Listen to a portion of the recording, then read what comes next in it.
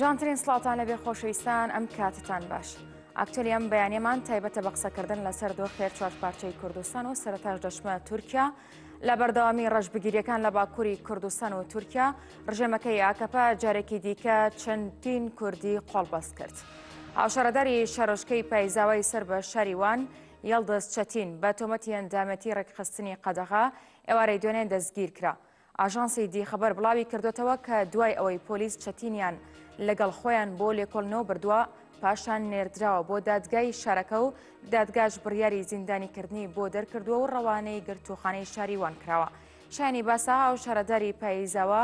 یەڵدەست چەتین لە 29 مانگی ئاداری ئەم ساڵدا دەستگیر کرابوو. هەر لە چوارچێوەی ڕەشبگیریەکاندا نوێسێکژەنی گروپی واوەلی باڕژ ئارون دوای ئەوەی دوێنێ بە بۆنەی پیرۆزبایەکانی یەکی گوڵان ڕۆژی گیانی کرێکاران لە شاری مێرسین کۆنسێتێکی پێشکەش کردبوو پاش کۆنسێتەکە لەلایەن پۆلیسەکانی ئاکەپەوە دەستگیر کرابوو.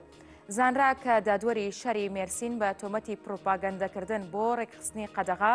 بڕیاری زیندانیکردن بۆ مێزگژن باڕژ ئارون دەرکردووە و ڕەوانەی زیندانی شارەکە کراوە.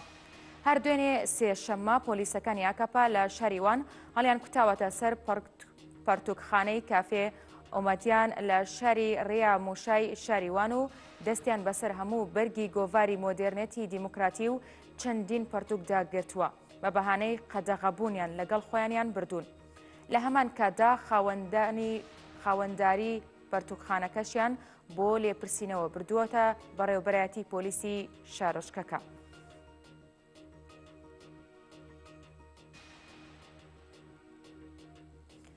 بالا بەرزان لەسەرم مژارە بە پێی سمانزانی میوانداری بەڕێز فەیسەڵ سەری یەڵدەست پەرلەمانتاری هەدەبە بکەین. بەڕێز یەڵدەست ئەم کاتت باش ئێوە ڕەوشی باکوور و تورکیا پاش ڕێفراندۆمەکە چۆن دەبینن؟ بەێ دەم باش تۆش باش وەکەوەژی گوتی بێگابێ تایبەتی پشتی ڕێفراندومەک و نەمەش و زۆر و زڵمێ هاتی کرن زڵما حکوومەتە ئاقەتەیە لە کوردستانê زێدەتر بوو. ناوە هەفتە دەرباس بوویدا مە پێشی مە تەماشا کرد و عێریشی هەوایی سەر ڕۆژەڤای کوردستانê و شەنگا لێ پێکانین پشتی وێ gelek sînor ser sînor êrîşî gelek gund û warê Kurdayê Rojava kir ama vêgavê li Bakurê Kurdistanê jî em karin bêjin her roj Kurd yê li ber xwe didin xebatkar şaredar mirovê ku zilma wa qebûl nake li ber xwe dide hîna jî li ser piyaya bi dihan digirin têxin zindana de işkence dikin hovîtî dikin ev jî têwê manê referandum jî kirine darê zorê sedî pêncî jî girtine bes xwe di ewleyê de nabînin vêgavê Erdogan bi hovîtiyê nêzî sedî pêncî girt ew jî çawa girt gelê me tev zanê em yani va şert û mercadeyê ku diçin hilbijartina va şert û mercade sedî heştê digirin not digirin me dît Mussolini Hitler Saddam her wiha Kenan Evren darbe heştê Êlûnê de va şert û mercade wextekî çûn referandumê sedî heştê not girtin ama Erdogan darê zorê sedî pêncî girt vêgavê jî pergala xwe talokeyeke mezin de dibîne ji ber ku pergala ku dixwaze avad bike nemeşrû e ji ber ku vê gavê bi darê zorê dixwaze vê pergalê saz bike her wiha vê hebûna Kurdaya rojhilatê navîn de berxwedan Kurda ji bo pergala xweke talokeyeke mezin dibîne tiştê ku niha Rojava jiyanek û avad be jiyanek ku vê gavê li Şengalê avad be jiyanek ku vê gavê Bakurê Kurdistanê û Tirkiye bi pêşengiya teqîşîna gelê Kurd avad be ew ji bo pergala xwe talokeyeka mezin dibîne ji bo pergala wî dixwaze بەڕێز یەڵدەست وڵاتانی ئەوروپا بێهیوایی خۆیان لە بەرامبەر تورکیا نیشان دەدەن بەڵام هیچ گوشارێک لەسەر ئەنقەرە ناکەن ئێوە سیاسەتی نێودەوڵەتی لە بەرامبەر تورکیا چۆن شۆڤە دەکەن؟ نام karin bêjin helwesta Avrupa rastî jî helwesteka lîberalî ye helwesteka oportunîstî ye ji ber ku baş min dizanin di hilbijartinê de hin şandeyê wa heyetê wa çûn Tirkiye li gelek derev çavê xwe dîtin ku bi milyona dengê gel hatin dizîn ku bi çewsandinê û zilmê xwastin ser bikevin ev tev rapor kirin. Ev raya giştî re jî parvekirin. Bes gel vê rastiyê jî berî niha di roja dîse saziyeka Yekîtiya Avrupa got em encama hilbijêrtinê nas dikin. Niha ji hêlekî ve û Avrupa bêje wela dare zorê ev encam destê xistine. Ji hêla dî ve jî bêje em nas bikin ev helwesteka dirûtiye, ev helwesteka tirse, ev helwesteka liberaliye. Niha ev helwest peyda nade Tirkiye. Mesela Avrupa dibêje em têkiliye xwe yê debarî yê ekonomîk yê îktisadiye em domênin ama yê siyasî em ê rawestênin. Tişteka wisa çune zaten vê gavê tişta ku Erdogan ser piya digire debara îktisadê ekonomiye. Yani ku ser Erdogan û pergala wî ambargoyeka ya ekonomîk ya pereyî nedane ti qîmetê gotinê te tune ne. Avrupa jî vê dizanî. Ji hêlekî ve va gotina dike mesela tenê İngilîza nava vê sala derbasbûyî de tişta ku em dizanin 600 milyon sterlîn çekê firotine Türkiye. Almanya wisa gelek devletî wisa ya ji hêlekî ve ti pergalekî ji hêla îktisadê û ji hêla çekava xwar dike ji hêla dî ve ti rexne bike ti qîmetê rexna te çime. Niha gerek Avrupa vê zanibê. Niha Avrupa ji her kesî bêhtir encamê pergalê dîktatorî zirarê wê dîtine. Dema Hitler jiyaye, dema Mussolini jiyaye, dema Franco jiyaye çi bela hatine serê we baş nizanin. Vê gavê jî rexne xwe dikin bes ev rexne wexta ku nebin polîtîkayê şêmber gavê somutê berbiçav ti qîmetê ve polîtîka çune ye. Ji we yekê em hêvîna Avrupa vê rastiyê bibînî. Yani heta ev pergastêk neçe heta ambargoya li ser xwart nebe Erdogan ê hovîtiya xwe dewam bike. Ber ku vê gavê Erdogan meşruiyet an jî em bêjin bi milyona insana dora desthilatdariya xwe bi gotinê olperestî û gotinê yê nijadperestiyê pêk têne weke hemû dîktatora weke hemû nijadperesta. Va gotin ev gotin tere dikin dibêje dünya tev dijminê me ji ber ku em pêşengiya şaristaniya İslamî dikin. Ev dereweke mezin e ama ev gotin nav civaka Tirkiye ku kompleksê wayê mezin hene ev gotin hinekî tere dike encam digire. Mixabin rastiyeka wisa jî heye yani civak carna tê manîpüle kirin. Ama vê gavê ez were bêjim civaka Tirkiye sadî şestê ji her deme bêhtir bertek hêrs pêşberî Erdogan ji ber ku Erdogan vê gavê êdî ji bo Tirkiye ba talokeyeka mezin binêrin dewamlî dijmina dafirîne. Vê gavê Kurdistanê di hezara leşker kirine çiya û bajara de operasyona dikin. Vê gavê nav xwe de parçe dibe hikûmeta AKP'yê. Belkî hûn dişopînin vê gavê nîv yek û berî niha piştgiriya hikûmeta Erdogan dikirin vê gavê ketine qirika hevdû. Yek û hikûmeta AKP partiya AKP berî niha 15 sala bi hevdû re ava kirin sedî heştê wa ji AKP qutbûne. Her ro keve formekê dî rengekê dî. Vê gavê Erdogan xwe di sipêrê nijadperest û îtihadçiya ev jî demeke lê ama ev ji dide xuyakirin ku ji her deme zayîftir e. Barêz Yıldız cuda li welatani Ewropayî rêkxirawekanî mafî mirov ya xwe CPT hiç halwêstekî cudayan nebû li hember girtinî wan kesan e li Bakurî Kurdistana û rejbigîriya hikûmetê AKP bo ser hawlatiyan? Belê vê gavê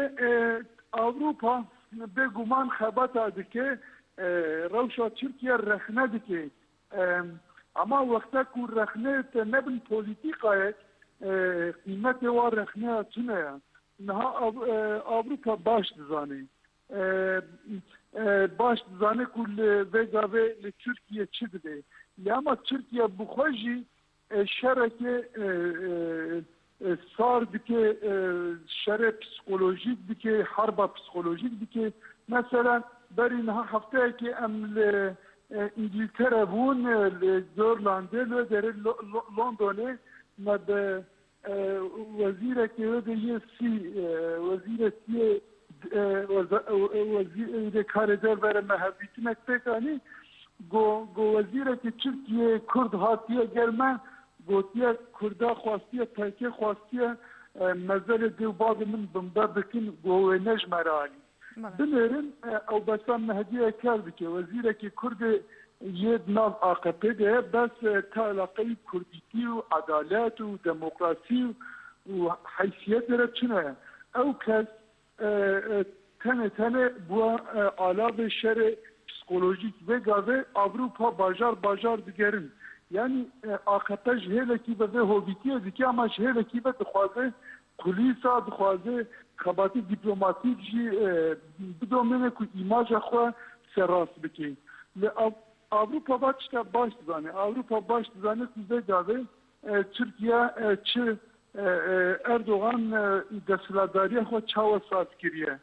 Ama Avrupa xo naxwaze yek pazara Türkiye kutbide u xo peşberi Erdoğan jihmeki be evla be parastin dibinin. Belki Erdoğan her rol ser mülkiyetçiye koçbera şantaj alwadike. Belki vega veji Türkiye cihazındaki jeostrateji ve bilinde ya dizi Türkiye bu Avrupa pazarı kemmezine. Jüye ki Avrupa rexne dike ama kıymeti rexne xotçine emkar bebeş. بەڵێ بەڕێز فەیسەڵ ساریاڵدەست پەرلەمانتاری هەدەپە سپاس بۆ شرەفێتە. بەڵێ بەڕێزان لە چمەتەوەرێکی تر دۆران کاڵکان ئەندامی کۆمیتەی بەرەبەرایەتی پەکەکە سەبارەت بە هێرشەکانی تورکیا بۆ سەر ڕۆژئاوا و شنگال و باکووری سووریا قسەی بۆ نیوز کەناڵ کردووە و ڕایگەیاندووە پێویستە هەمووان هەڵوێستیان بەرامبەر بەو هێرشانە ڕوون بکەنەوە. سەبارەت بە هێرشی تورکیا بۆ سەر شنگال و ڕۆژئاوا وتی ئەو هێرشانە دوور لە هەموو بەهایەکی مرۆڤایەتین و AKP و MHP و داعش هیچ جیاوازێکی نییە. ئەندامی کۆنسەی بەڕێوەبەری پەکەکە دۆران کاڵکان لە درێژەی چاوپێکەوتنەکەیدا ڕایگەیاند تورکیا جرابلۆس و بابی داگیر کرد و بەم هێرشانەی ئەم دواییەش خۆی خستە ناو شەڕی ناوخۆیی عێراق و سووریاوە لە کاتێکدا کە داعش هەم لە مووسڵ و هەم لە ڕەقا فشاری لەسەرەوە بەرەو لە ناوچوونە تورکیا هەوڵ دەدات بەرگری لە داعش بکات. ئێستا کێ دەتوانێت بڵێت کە AKP MHP و داعش لە یەکدی گیان. ئەردۆغان دژمنی گەلی کوردە ئەو تەنانەت هێرش دەکاتە سەر پێشمەرگەکانی پارتیش کە بۆ خۆیان ڕێگەیان بۆ هێرشەکەی تورکیا خۆش کردبوو. سەرنجڕاکێش ئەمەیە کە پاش ئەوەی تورکیا هێرشی کردە سەر هێزەکانی پێشمەرگە پەدەکە ڕایگەیاندووە کە دەبێت پەکەکە لە شنگال بچێتە دەرەوە. ئەردۆغان و باخچەلی هێز لە پەدەکەوە وەردەگرن بۆ ئەوەی ئەو هێرشانە ئەنجام بدەن. ئەردۆغان ئێستا لە خراپترین دۆخی 15 ساڵی ڕابردوودایە. شتێک بە ناوی کۆماری تورکیا نەماوە و تەنیا شتێک کە لە تورکیا ماوەتەوە چەتەکانی ئەردۆغانن. دۆران کاڵکان وتیشی ئەوانەی ئەمڕۆ شنگال بە ئاسانی دەخەنە دەست فاشیزمەوە سبەینێ هەولێریش هەر بەو ئاسانیە ڕادەست دەکەن. ئایا پەدەکە دەیەوێت لە سەروبەندی هێرشەکانی تورکیادا دەوڵەتی کوردی ڕابگەێنێت؟ ئایا شنگال دەبێتە بەشێک لەو دەوڵەتە؟ ئەگەر بارزانی وابیر دەکاتەوە کە ئەو شوێنەی تورکیا هێرش دەکاتە سەری ڕزگار کراوە کەواتە هەمووی باکووری کوردستان ڕزگار کراوە. دۆران کاڵکان لە درێژەی چاوپێکەوتنەکەیدا ڕایشی گەیان چیدی هیچ هاوسەنگیەک وەک ڕابردوو نامێنێتەوە. سەردەمی باڵادەستی و دەسەڵاتداری یەک هێز بەسەر چووە. پێویستە ئەمریکا، یەکێتی ئەوروپا، نەتەوە یەکگرتووەکان رووسیا و ئێران و پارتی هەڵوێستی خۆیان ڕوون بکەنەوە. پێویستە هەمووان لە ڕۆژهەڵاتی ناوەڕاستدا هەڵوێستیان ڕوون بکەنەوە و ڕابگەێنن کە لایەنگری کێن. ئەندامی کۆمیتەی بەڕێوەبەری پەکەکە لە کۆتاییدا دەڵێت تورکیا دژی سووریای دموکراتی شەڕی ڕاگەیاند، لە دژی عێراقی دموکراتی شەڕی ڕاگەیاند، بەڵام پێویستە تورکیا لەمە تێبگات کە هێزەکانی یەپەگە، یەپەژە، یەبەشە و یەژەشە ئامادەن بۆ بەرگری و شەڕ.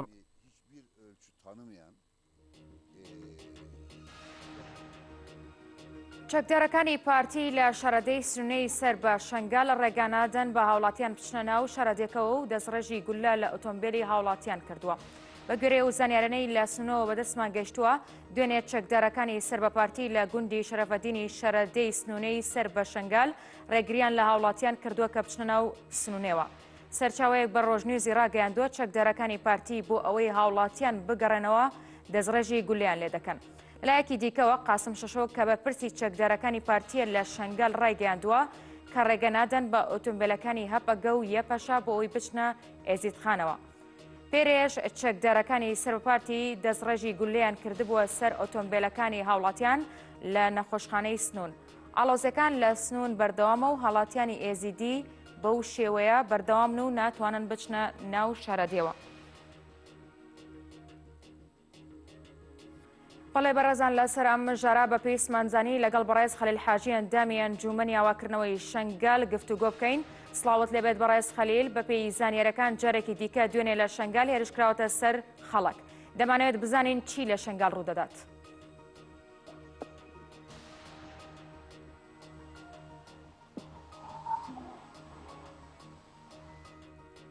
الو بەڕێز خەلیل بەێ سپاش بۆی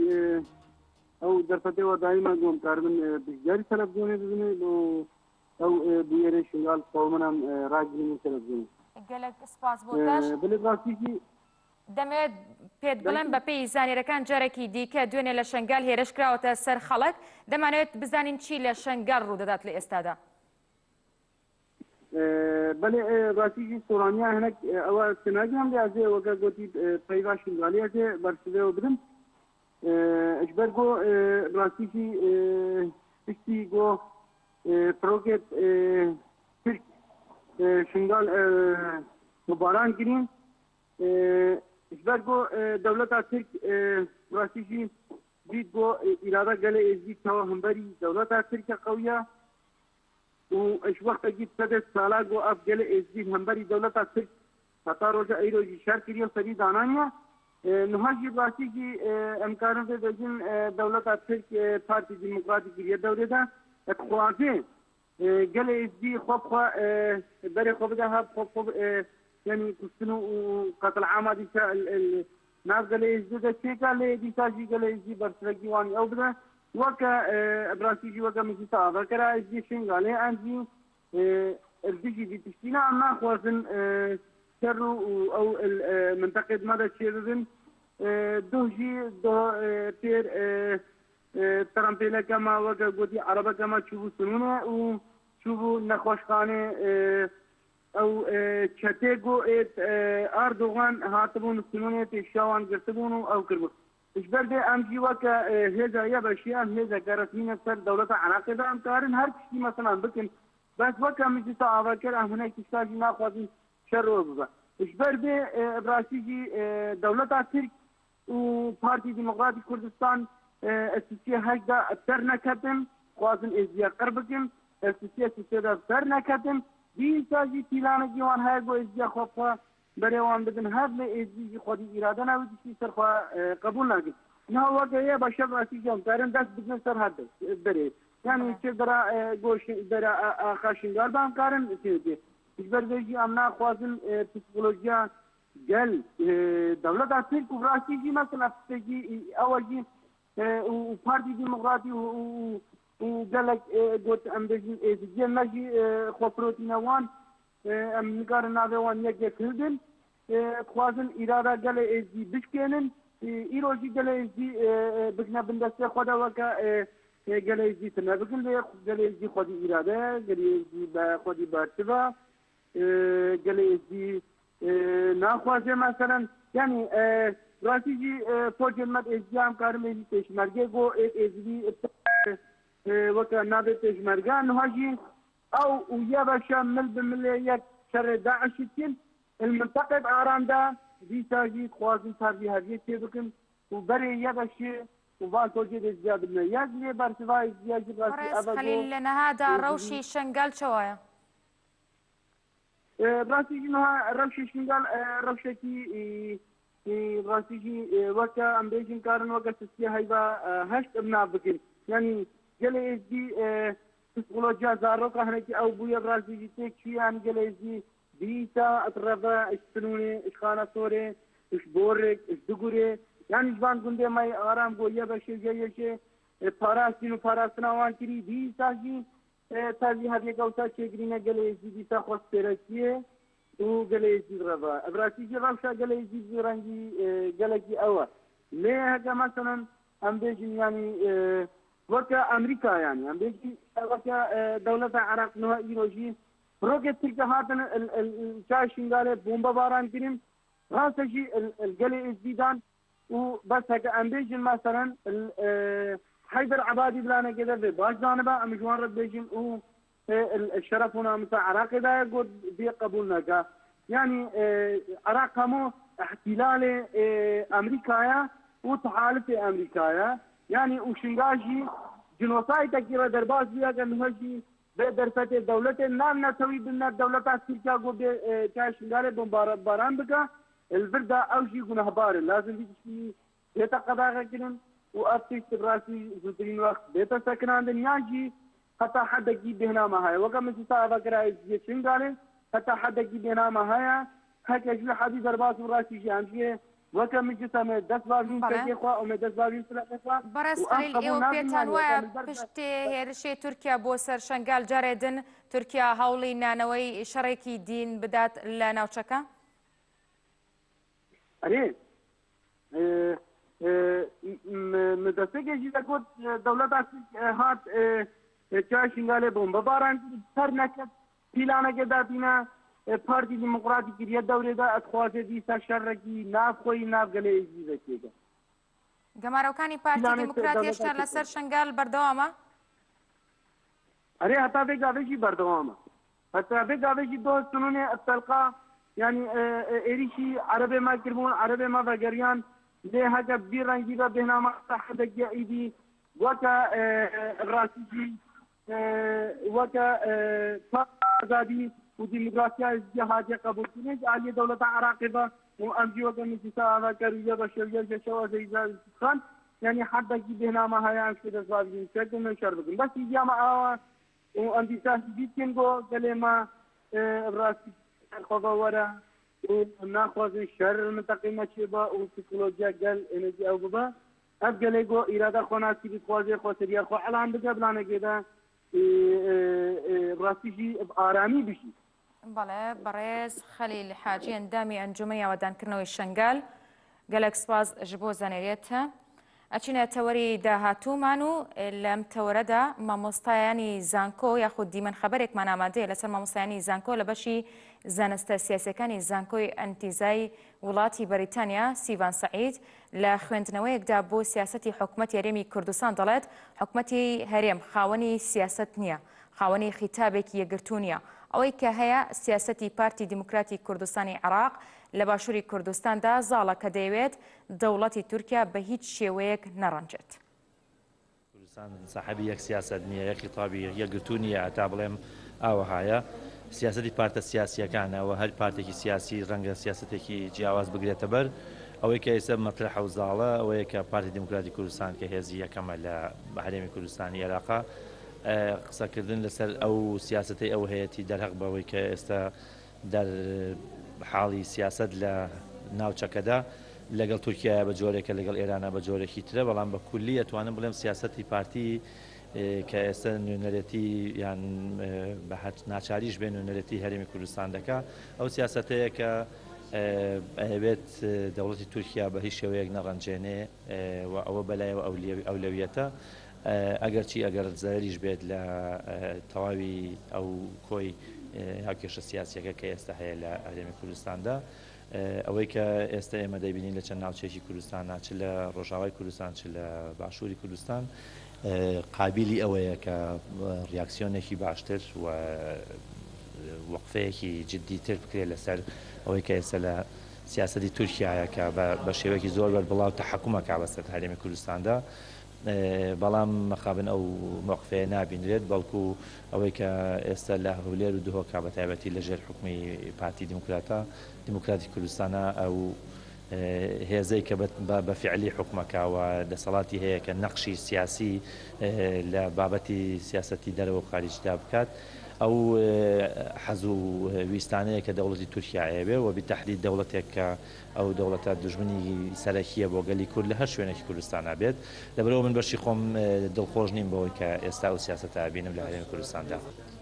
هەموویان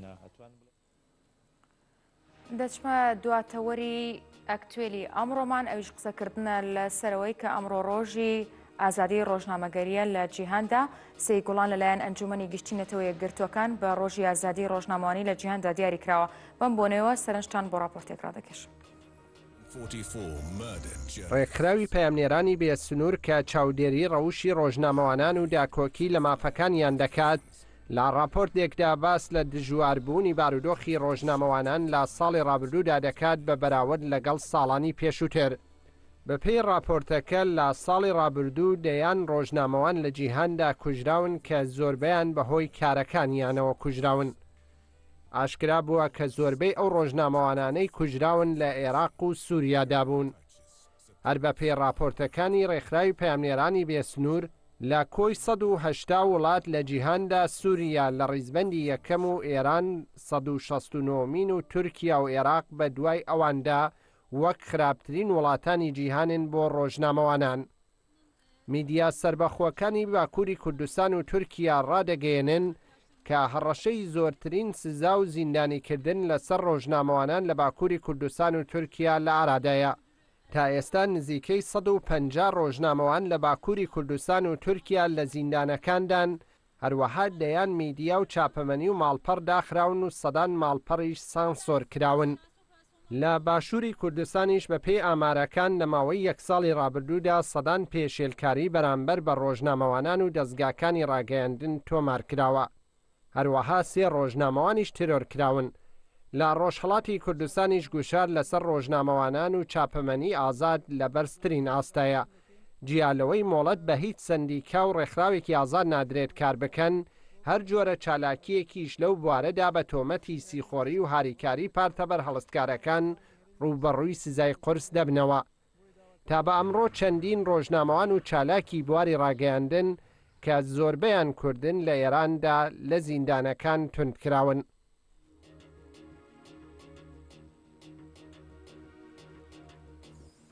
مەڵەبەرەزان لەسەرم بابەتە قسە لەگەڵ ئاسوودە ئیبراهیم ئەندامی دەستەی ڕاگەاندنی تەفگەری ئازادی دەکەین. سڵاوت لێبێتوەم کاتت باش. ئەمڕۆ ڕۆژی ئازادی ڕۆژنامەگەریە لە جیهاندا دۆخی ڕۆژنامەوانان لە ئێستادا لە باشووری کوردستان لە چه ئاستێکدایە؟ سەرەتا سڵاوێ جارە لە کەسی تاوی ڕۆژنامەوانانی سەری ڕێزی نازشم لە بەردەم تاوی شەیدانی ڕێگای ئازادیانە یەکەم. دیارەگەری راپۆرتەشکەوە ئێستا راپۆرتێکی خوێندایەوە ڕۆژ ڕۆژنامەوانی لە عێراقدا و بەتایبەتی چوار دەوڵەتێکەوە کوردستانی بەسەردا بەش بووە کە لەو چوار دەوڵەتێکەوە لەسەر ئاستی هەموو دنیا لە خراپترین ئاستەکانی ڕۆژنامەوانیدا لەگومان گەرێت ئێمە بیر سەرم بابەتە بکەین لە چوارچێوەی هەرێمی کوردستان و عێراقدا مرۆڤ تێدەگات بەشی هەرزەری پێشێلکاریانی کەوا لە چوارچێوەی عێراقدا کراوە دەگێتە چوارچێوەی هەرێمی کوردستان ئەمەش نیشانی دەدا بە خۆی هەرێمی کوردستاندا ناتوانێت نای لێ بنێ لەوەی کە دەستگایەکی سەربەخۆیە خود دەسەڵاتی بەڕێوەبەری سەربەخۆ هەیە کەوا ڕێز لەمە ئازادی بیر و ڕاڕێز یا جیاوازی دەنگەکان دەکرێت باشووری کوردستان بە هەمان ئەو چۆن راپۆرتەکە دامەژی پێکرا بوو بە هەمان شێوازی ناوچەکانی دنیا بۆ ڕۆژنامەوانان بۆ دەنگی ئازاد مرۆڤ دەتوانێت وەکو گۆڕستانی ڕۆژنامەوانان بەناوی بکات بەتایبەتی هەرێمی کوردستان ئەمڕۆ گەر مرۆڤ کاتە کۆدەڵی بە وردی چاودێری هەرێمی کوردستان کە مرۆڤ تێدەگات لە دوای هاتنی شتەکانی داعش بەدوا و لێژبوونی داری ئاستی بەڕێوەبردنی